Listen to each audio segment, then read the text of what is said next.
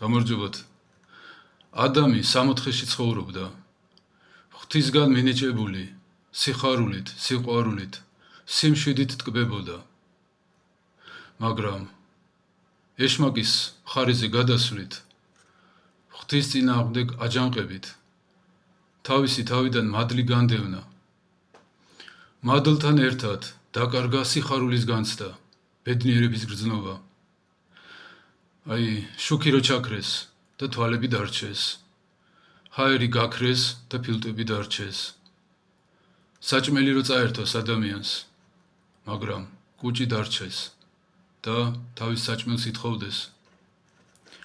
ადამიანს არ შეუძლია ბედნიერების გარეშე, უკიდურეს გაჭირვებაშიც კი, უსაშინელეს პირობებშიც კი, ადამიანი ცდილობს თავი ანუგეშოს და იმ იმედით ცოცხლობს, რომ დადგება დრო, როცა გაიხარებს. ეშმაკმა იცის ეს, რომ რაც ადამიანს ბუნებაში აქვს, ამას ვერ დაავიწყებს, ვერ გადააჩევს. ამიტომ შეიმუშავა ასეთი სტრატეგია. მას აქვს თავისი ანტინეტარებები, თავისი ბედნიერების იმიტაცია.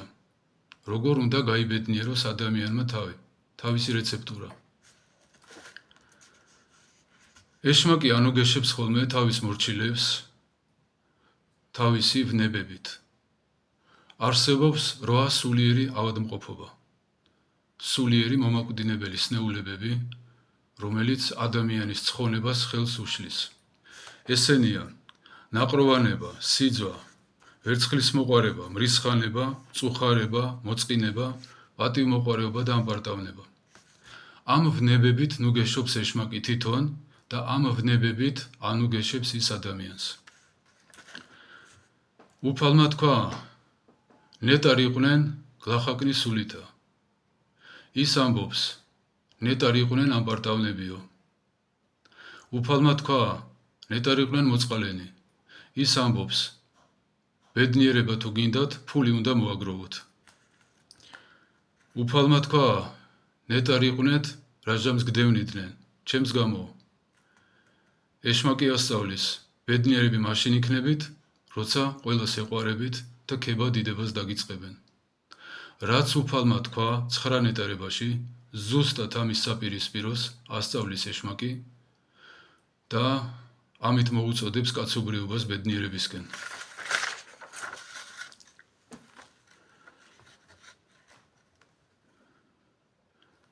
სიამაყემ ანგელოზები ეშმაკებად აქცია. ჩვენ როგორ უნდა აგვიყვანოს ზეცაში, არც როგორ.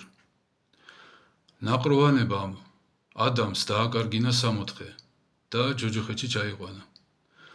ჩვენ რესტორანმა როგორ უნდა გაგვაბედნიეროს.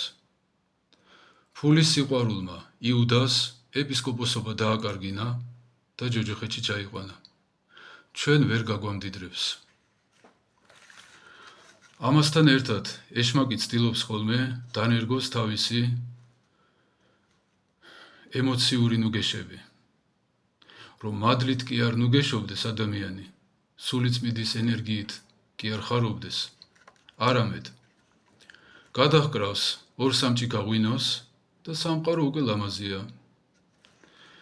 უყურებს რამე ბრაზილიულ სერიალს და როცა გონსალო ლორენას მიატოვებს, ცრემლებს გადმოყრის. მივა თავის ძაღლს მოეფერება, ისიც კუც გაუკიცინებს, დაიყეფებს და ბედნიერია კაცი. არც ღმერთი ახსოვს, არც მოყვასი, არც თავისი თავი, არც სასუფეველი.